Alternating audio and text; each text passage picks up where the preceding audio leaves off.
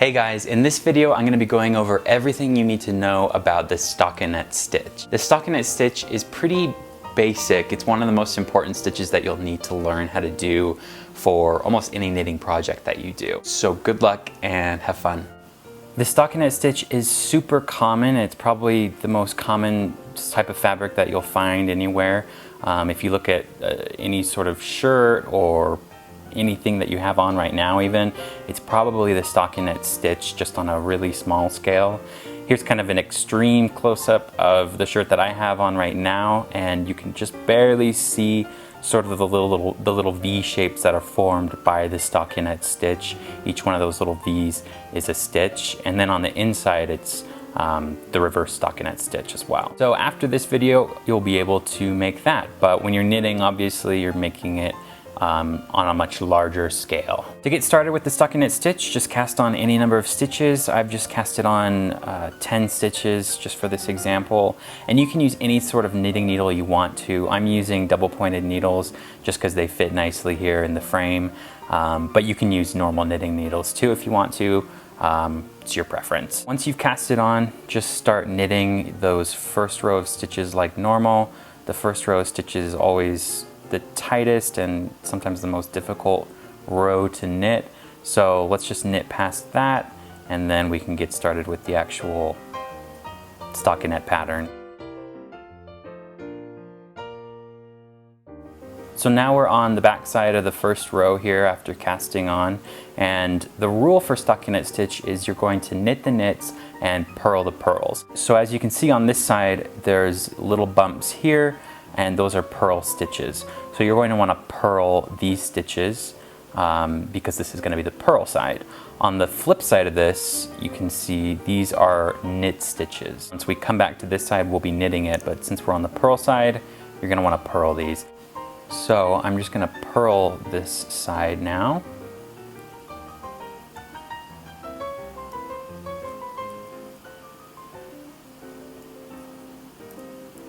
And when you're purling this side, what it's doing on the opposite side is it's knitting the opposite side. So when you're purling on one side, you're knitting on the other. When you're knitting on one side, you're purling on the other side. And so that's what's going to help form the stockinette pattern.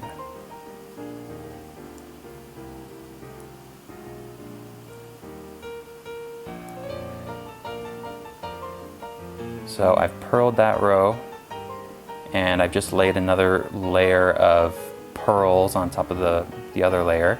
And on the flip side now, the knit side has grown out a little further. Now that we're on this side, you can probably guess what we'll be doing. It's the knit side. So following the knit the knits and purl the purls rule, we're going to be knitting this side. So just take your needle and the yarn and start knitting. And if you're wondering the type of knitting and purling I'm doing, the technical word for it is continental knitting, and then for the purl, I do a Norwegian purl. If you want to learn how to do that, check out the video I have on speed knitting. Otherwise, just keep knitting this side like normal, and what it does on the flip side is it purls that side. So I just finished that row, and there's another layer of knit stitches on there now, and on the flip side, we've got another row of purls. And now that we're on the purl side, you can probably guess again, we're going to purl this row. So that's the stockinette stitch. You basically just keep doing that and grow out the pattern for as long as you want, or for as long as whatever project you're working on is calling for. You'll find that a lot of hats and projects like that, or projects that use a lot of different colors, will call for almost completely stockinette stitch and nothing else.